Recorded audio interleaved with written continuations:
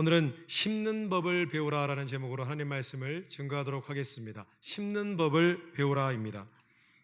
우리가 너무나 잘 아는 속담이 있습니다. 콩 심은데 콩 나고 팥 심은데 왜 화답을 하지 않으십니까? 자, 콩 심은데 콩 나고 처음 들으셨나요 혹시? 한 농부가 밭에 콩을 심었습니다. 그런데 며칠이 지나고 난 뒤에 마음이 바뀌었습니다. 콩이 아니라 팥이 되었으면 좋겠다 싶었습니다. 그때부터 불철주야 하나님께 기도하기 시작합니다. 하나님, 콩이 아닙니다. 팥이 나게 해주세요. 기도하였습니다. 마음에 팥빙수, 팥빵, 그리고 단팥죽 그렸습니다. 소망을 품고 기도했습니다. 이것이 될 줄 믿고 하나님께 간절히 기도했습니다. 심지어 이렇게 믿음으로 선포했습니다. 팥이 될지어다. 선포했습니다. 시간이 지났습니다. 자랐습니다. 열매가 맺혀졌습니다. 수수할 때가 되었습니다. 콩이든 팥이든 깍지가 있지 않습니까? 그래서 그것을 거두어서 털었습니다. 콩이 나왔겠습니까? 팥이 나왔겠습니까? 왜 그러세요? 제가 지어낸 얘기인데 제 마음이죠. 많이 기도했으니까 팥이 나왔을까요? 네라고 하셨습니까? 믿음이 정말 믿음이 좋으신가 봐요. 산을 옮기는 믿음인 줄 믿습니다. 아니요, 콩이 나왔죠. 콩을 심었는데 어떻게 팥이 나옵니까? 콩이 나오죠. 농부는 매우 실망하였습니다. 그런데 이내 마음을 추스리고 그 현실을 받아들이고 콩을 따서 그리고 콩을 갈아서 두부와 두유를 만들어서 맛있게 먹고 아주 건강하게 살았다는 그런 이야기입니다. 정말 너무 뻔한 이야기죠. 제가 지어낸 이야기입니다. 그런데 이 이야기에는 매우 중요한 영적인 메시지가 있습니다. 그 메시지는 무엇이냐면 인과율에 대한 것입니다. 인과율이 무엇입니까? Cause and effect, 원인과 결과. 원인이 있으면 무엇을 했으면 거기에 상응하는 결과가 있다는 것입니다. 온 세상은 이 인과율에 의해서 돌아갑니다. 그런데 신앙생활도 마찬가지입니다. 우리가 한 것에 대해서 그 결과를 받는 것입니다. 그런데 참 이상합니다. 우리는 종종 이런 실수를 범합니다. 내가 하나님 앞에 영적으로 한 것이 아무것도 없는데 막연히 축복을 받을 것을 기대합니다. 그런데 그 축복의 기회를 기다리다가 결국은 지치고 그 결과가 임하지 않아서 실망합니다. 그리고 또 시간이 지나면 마음을 추스립니다. 마음을 추스리고 다시 현실로 돌아갑니다. 성도 여러분, 우리는 신앙생활을 할 때에도 이 인과율, 원인과 결과가 있다는 것을 기억하고 그렇게 신앙생활을 해야만 합니다. 오늘 성경 말씀해 보니까 이 같은 영적인 인과율을 심는 법칙, 심는 원리라고 그렇게 증거하고 있습니다. 오늘 본문 두 구절 말씀 중에서, 두 본문 말씀 중에서 갈라디아서 말씀 6장 7절에 보니까 이런 말씀이 있습니다. 스스로 속이지 말라. 하나님은 업신여김을 받지 아니하시나니 사람이 무엇으로 심든지 그대로 거두리라. 얼마나 엄중한 말씀인지 모르겠습니다. 성도 여러분, 예수 그리스도를 믿는 자들은 이 심는 대로 거두리라는 이 인과율, 이 원인과 결과, 이 심는 법칙, 그 법칙을 삶의 원리로 알고 그것을 기준으로 하여서 신앙생활을 해야만 합니다. 만약에 우리가 아무 것이 한 것이 없는데 무엇을 간절히 원한다면, 어떤 하나님의 축복을 받기를 원한다면 그것은 그렇게 지혜롭지 않습니다. 어쩌면 오늘 방금 읽어드린 7절 말씀대로 그런 모습은 자신을 속이는 것일 수도 있고 하나님을 업신여기는 것일 수도 있다는 것입니다. 물론 우리가 아무런 노력하지 않아도 하나님으로부터 받을 축복과 은혜가 있습니다. 그 대표적인 예가 바로 구원입니다. 우리가 구원에 대해서 아무것도 한 일이 없습니다. 하나님께서 그저 믿었는데 그 구원의 축복을 우리에게 허락해 주신 것입니다. 그런데 하나님께서 그것을 그냥 주신 것은 우리가 구원을 위해서 할 수 있는 일이 아무것도 없기 때문입니다. 오히려 예수 그리스도를 믿는 이미 구원받은 지혜로운 성도들은 도리어 내가 영적으로 하나님 앞에 한 일에 대해서 열매가 있으며 그 열매를 기다리는 그런 심는 법칙 속에서 살아갑니다. 그것이 지혜롭습니다. 그것이 올바른 신앙이라는 것입니다. 그래서 오늘 두 본문 말씀을 통해서 우리가 받고자 하는 많은 축복들을 온전히 누리기 위해서 우리가 무엇을 정말 심는 삶을 살아야 하는지에 대해서 잠시 말씀을 나누고 묵상하는 시간 갖도록 하겠습니다. 먼저 한번 따라해 보겠습니다. 우리는 영적인 일들을 심어야 한다. 오늘 갈라디아서 6장 8절 말씀에 자기 육체를 위하여 심는 자는 육체로부터 썩어진 것을 거두고 성령을 위하여 심는 자는 성령으로부터 영생을 거두리라 라고 했습니다. 성령을 위하여 심는다라는 것은 성령을 쫓아 행한다는 것을 의미합니다. 성령이 이끌어 주시는 대로, 성령이 기뻐하시는 대로 영적인 어떤 일들을 행하라는 것입니다. 그런데 그럴 때에 그 영적인 일들을 할 때에, 그것을 심을 때에 상응하는 열매를 우리가 누리게 될 것이라는 것입니다. 그리고 그렇게 살아가다 보면은 궁극적으로 결국은 영생을 누리게 될 것이라는 것입니다. 그렇다면 우리가 꼭 심어야 할 영적인 일들은 무엇일까요? 우리가 정말 반드시 심어야만 하는 그 영적인 일들 가운데 한 가지는 바로 다른 사람에게 선을 행하는 것입니다. 오늘 갈라디아서 말씀의 원래 주제는 이것입니다. 다른 사람에게 선을 행하십시오. 이 갈라디아서 6장 전체 말씀을 살펴보면 10절 말씀에 그러므로 우리는 기회에 있는 대로 모든 이에게 착한 일을 하되 더욱 믿음의 가정들에게 할지니라. 2절 말씀에 너희가 짐을 서로 지라 그리하여 그리스도의 법을 성취하라. 6절 말씀에 가르침을 받는 자는 말씀을 가르치는 자와 모든 좋은 것을 함께 하라. 사도 바울은 차근차근 어떻게 선을 행하는 그런 영적인 모습으로 삶 가운데 영적인 것을 심는지 그것을 조목조목 설명을 하였습니다. 너희가 먼저 모든 사람에게 선을 행할 것을 준비하라. 그런데 그 사람들 가운데 특별히 나와 함께 하나님을 믿는 믿음의 형제 자매들에게 잘하고 사랑으로 베풀고 섬기고 도와주라. 그리고 너에게 말씀을 전하는 영적인 지도자를 또한 선대하라. 그렇게 말씀하였던 것입니다. 그가 이렇게 전했던 것은 이렇게 다른 사람에게 선을 행할 때에 반드시 그 행위에 열매를 맺을 것이기 때문이었습니다. 그런데 복음서에는 오늘 갈라디아서 말씀의 맥락과 동일한 그런 주님의 가르침이 나와 있습니다. 그것이 무엇이냐 하면은 내가 대접받고자 하면은 다른 사람을 대접하라라는 황금률에 대한 말씀입니다. 마태복음 7장 12절 말씀에 그러므로 무엇이든지 남에게 대접을 받고자 하는 대로 너희도 남을 대접하라. 이것이 율법이요 선지자니라. 하나님께서는 우리에게 많은 사람들을 붙여주셨습니다. 우리는 지금도 수많은 인간관계 속에서 얽히고 설켜 살아가고 있습니다. 그런데 하나님께서 우리에게 관계를 허락하신 것은 우리에게 축복해 주시기 위함입니다. 모든 관계는요 축복의 통로입니다. 그런데 만약에 우리가 너무 이기적이어서 다른 사람에게 관대하지 못해서 다른 사람에게 잘 베풀지 못해서 우리의 관계가 막히게 되어지면 어떤 일이 벌어지겠습니까?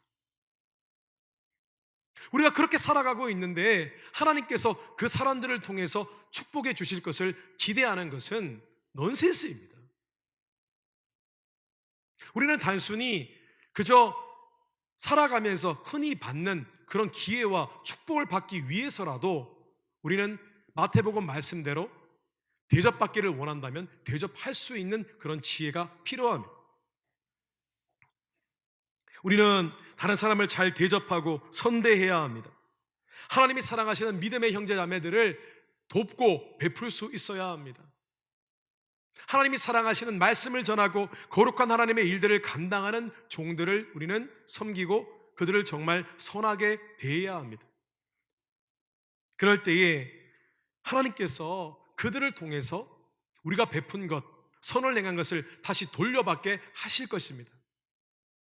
그리고 하나님께서 그렇게 선을 행하는 모습으로 심는 자를 하나님께서 온갖 방법과 수단을 동원해서 도우시지 않겠습니까?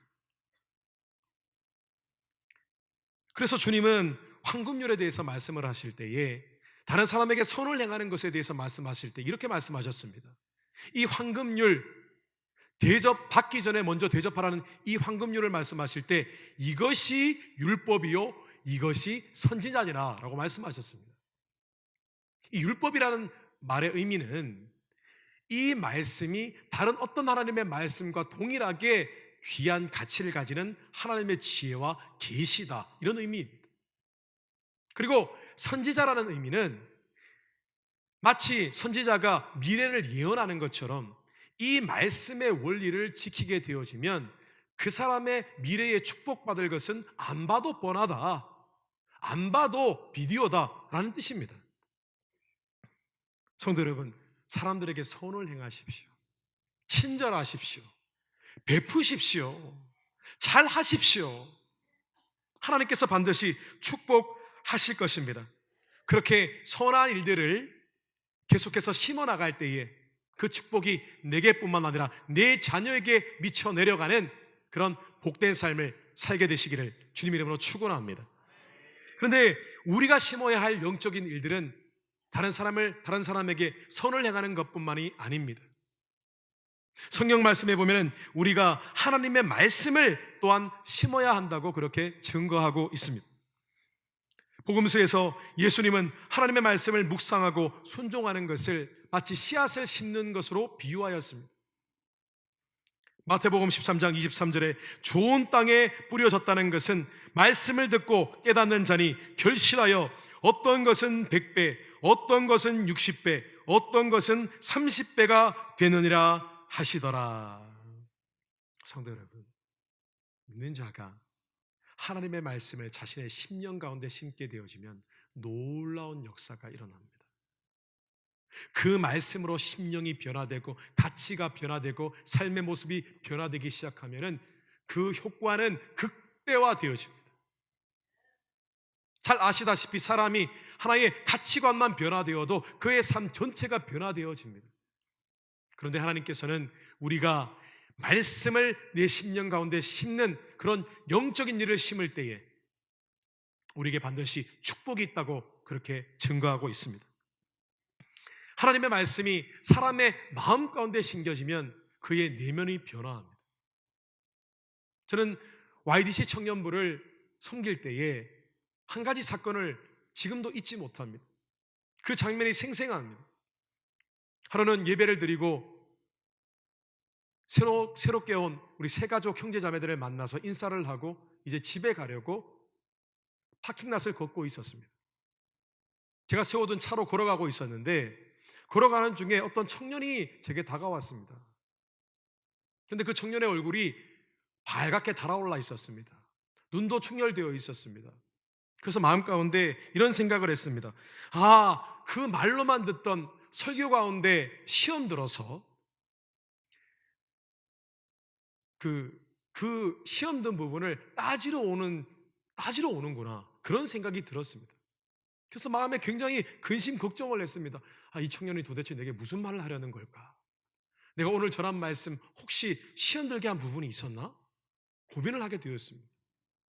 그런데 청년이 대뜸 제게 다가와서 이렇게 묻는 것이었습니다. 목사님, 제가 설교 말씀을 듣는데 그 말씀이 너무 확실히 믿어져서 가슴이 벅차올라서 견딜 수가 없다는 겁니다.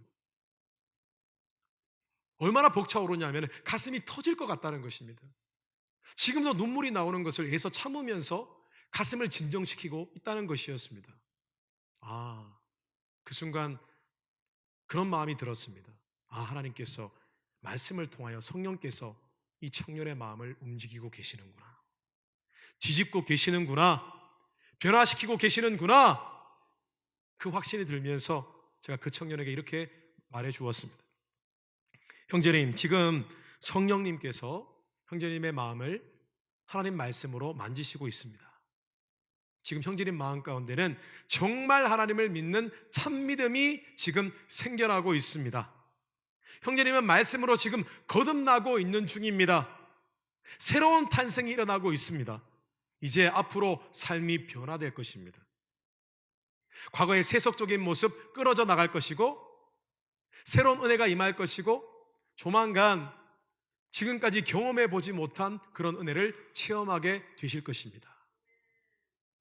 그런데 그 일이 있은 후 얼마 지나지 않아 삶 가운데 세속적인 모습이 끊어지고, 수련회에 올라가서 성령 체험을 하게 되어지고, 하나님을 열심히 섬기는 일꾼으로 변화되었습니다. 아주 짧은 순간이었습니다. 그리고 지금은 청년부에 있는 신앙 좋은 자매와 만나서 결혼해서 아들을 낳고 교회를 열심히 섬기고 있습니다. 누구신지 찾아보십시오. 어디 이뿐입니까? 하나님의 말씀의 약속을 붙잡으면 그 약속의 축복을 그대로 받게 되어집니다. 저는 하나님께서 우리에게 그리스도를 아끼지 아니하시고 주신 그분께서 우리에게 모든 좋은 것으로 주시지 않겠느냐라는 로마서 8장 말씀 가슴으로 붙잡고 있습니다. 고난과 고통이 있을 때에 그 말씀만 붙잡고 나아갑니다. 그런데 그때마다 그 말씀대로 이루어지는 역사를 경험하게 되어집니다. 뿐만 아니라 하나님의 말씀의 요구에 우리가 순종하게 되어지면은 그 말씀에 순종할 때에 하나님께서 약속하신 그 축복과 열매가 우리의 삶 가운데 맺혀지는 것을 또한 경험할 수 있습니다. 저는 신앙생활 하는데, 목회를 하는데 철칙으로 삼는 하나님 말씀이 있습니다. 그 말씀은 바로 마가복음 11장 말씀입니다. 그러므로 내가 너에게 말하노니 무엇이든지 기도하고 구하는 것은 받은 줄로 믿으라.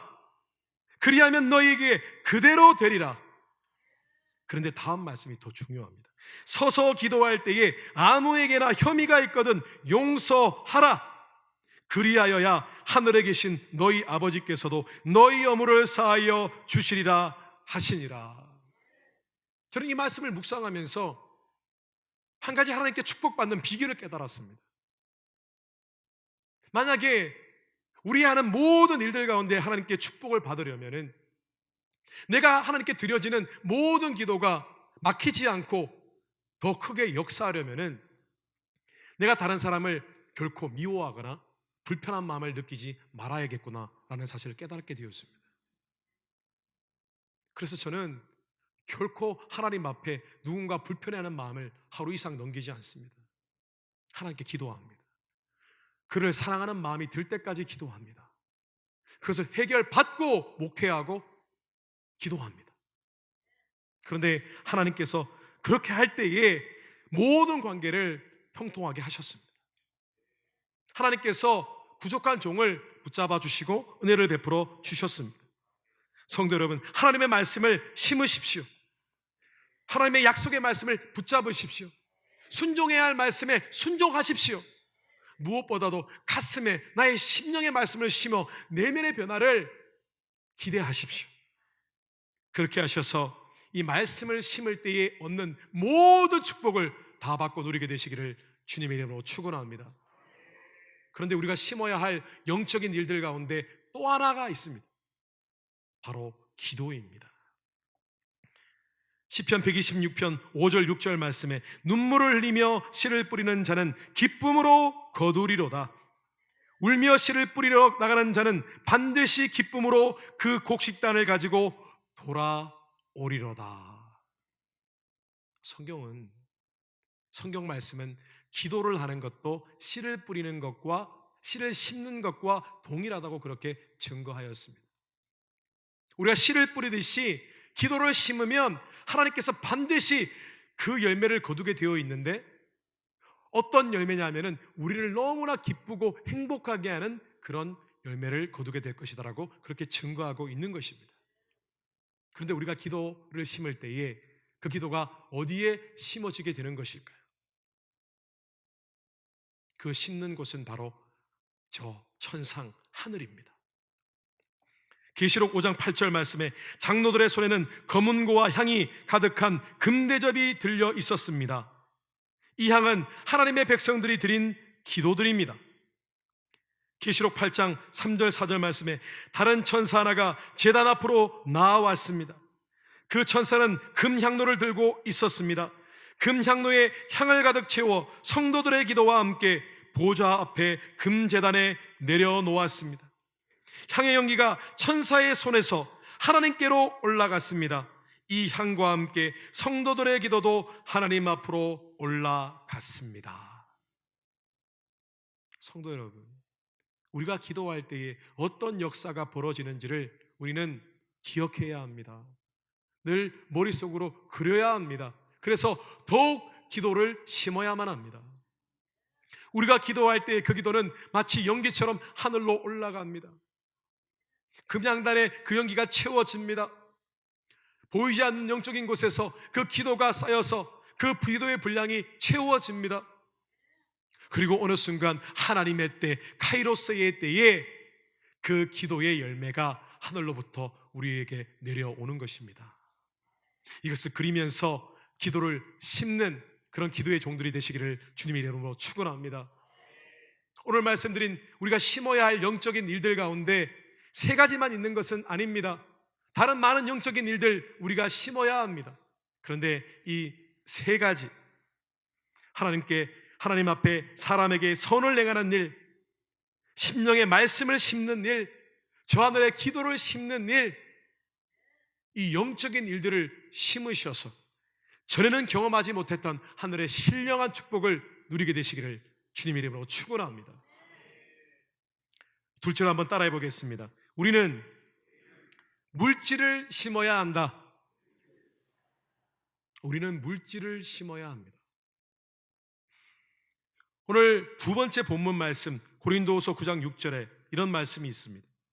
이것이 곧 적게 심는 자는 적게 거두고 많이 심는 자는 많이 거둔다 하는 말이로다. 고린도후서 9장 전체 말씀, 그 말씀의 정황을 제가 먼저 말씀을 드리겠습니다.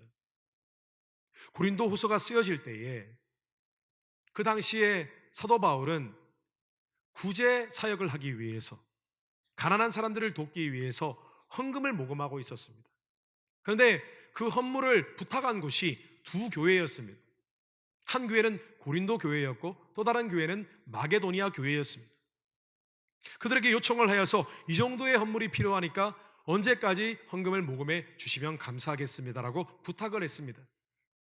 그런데 그 부탁을 할 때에 이 마게도니아 교회에 부탁을 할 때에는 더 특별히 부탁을 했습니다. 어떻게 부탁을 했느냐면은 고린도 교회 성도들이 얼마나 헌신적인지 그들은 항상 내가 부탁할 때마다 헌금을 정성껏 모으는 사람들입니다. 마게도니아 성도님들도 고린도 교회 같이 그렇게 성심성의껏 하나님께 드리는 헌물을 잘 드렸으면 좋겠습니다. 이렇게 자랑하면서 헌물을 부탁하였습니다.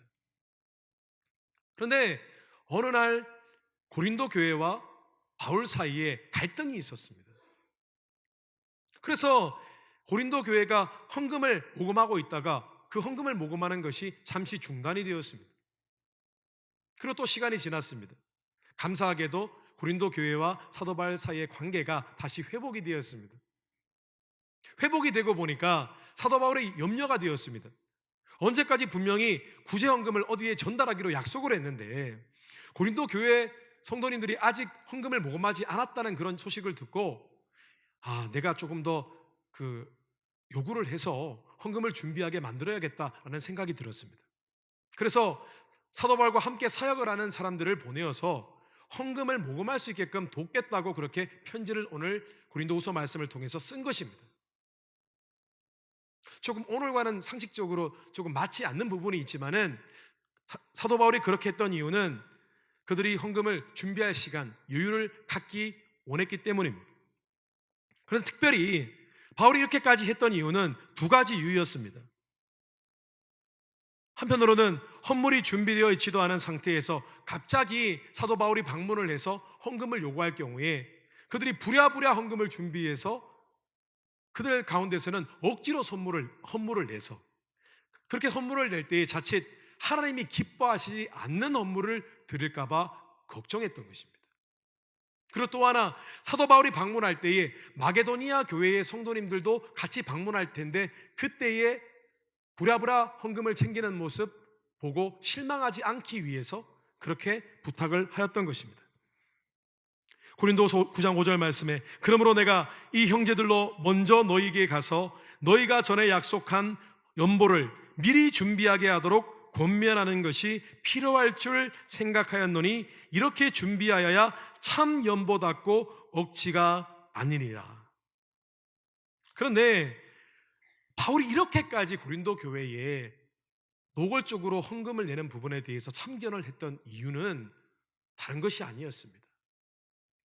물질을 심을 때에 이 물질을 드리는 것은 바로 하나님 앞에 물질을 심는 것이고, 그 물질을 심을 때에는 반드시 특별히 그냥 물질을 심는 것이 아니라 즐거운 마음으로, 후한 마음으로 물질을 드릴 때에 반드시 하나님께서 축복하실 것을 그는 알고 있었기 때문입니다. 고린도 교회 성도님들이 그렇게 복받기를 사도 바울은 원했던 것입니다. 성도 여러분, 하나님께 물질을 드릴 때 물질을 하나님 앞에 심는다는 느낌으로 드리십시오. 구제 업무를 심으십시오. 선교 업무를 심으십시오. 기타 많은 지정 업무로 하나님 앞에 심으십시오. 11조 업무도 하나님 앞에 심으십시오. 그런데 오해는 하지 마십시오. 물질을 심는 것이 돈나무를 심는 것은 아닙니다. 물질의 축복을 받기 위해서 오직 그 목적으로 물질을 심으라는 의미는 아닙니다. 실제로 오늘 말씀을 묵상해 보면은 하나님께서 하나님 앞에 즐겁고 후하게 물질을 심을 때에 두 가지 놀라운 축복이 있다고 했습니다. 오늘 10절 말씀에 심는 자에게 씨와 먹을 양식을 주시는 이가 너희 심을 것을 주사 풍성하게 하시고 너희의 의의 열매를 더하게 하시리니. 물질을 심을 때에 하나님이 주시는 첫 번째 축복은 그 심는 것에 해당하는 은혜를, 물질을 채워주시는 축복입니다. 그런데 단순히 물질을 심을 때에 우리 안에 부족했던 그 물질만을 채워주시는 것이 아닙니다. 그 이상으로 앞으로 더 물질을 심을 수 있게끔 해주시는 축복을 우리에게 주신다는 것입니다. 또 하나 더 놀라운 축복이 있습니다. 그 축복은 바로 의의 열매를 맺는 축복입니다. 의의 열매를 맺는 축복이라는 것은 하나님께 물질을 심을 때에 그 물질이 사용되는 곳에 놀라운 역사가 일어나는 것을 보게 될 것이라는 그런 축복입니다. 만약에 예수 그리스도를 믿는 자가 하나님 앞에 즐거이, 즐겨, 그리고 후하게 하나님께 물질을 심을 때에, 그리고 그 물질을 심는 것이 계속해서 지속될 때에 하나님께서는 그 물질을 통하여 하나님의 놀라운 일들에 관한 열매를 맺게 하시는 것을 보게 하실 것입니다. 오히려 내가 물질의 축복을 받는 것보다 하나님의 역사하시는 일들을 보고 만족하는 그런 귀한 성도님들 되시기를 주님의 이름으로 축원합니다. 성도 여러분, 물질을 많이 갖는 것보다는 물질을 즐거이 후하게 심을 수 있는 자가 복된 자입니다.